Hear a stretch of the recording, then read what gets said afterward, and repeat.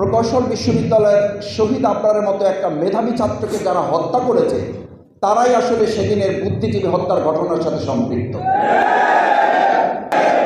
যারা বিডিআর হত্যাকাণ্ডের নামে আমাদের চৌকস মেধাবী সেনাবাহিনীকে হত্যা করেছে তারাই শহীদ বুদ্ধিজীবী হত্যাকাণ্ডের সাথে জড়িত।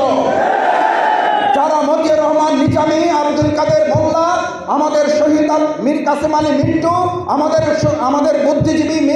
মোহাম্মদ কামারুজ্জামান, তাদেরকে যারা হত্যা করেছে ফাঁসিতে ঝুলিয়ে তারাই বুদ্ধিজীবী হত্যাকাণ্ডের সাথে সম্পৃক্ত। যারা আমাদের মেধাবী তরুণ হাফেজ কর্মীদেরকে শেষ করে সাফ করে দিয়েছে, ঘোষণা দিয়েছে, তারাই সেদিন এই বাংলাদেশকে অন্য একটা রাষ্ট্রের সেবাদাসে পরিণত করার জন্য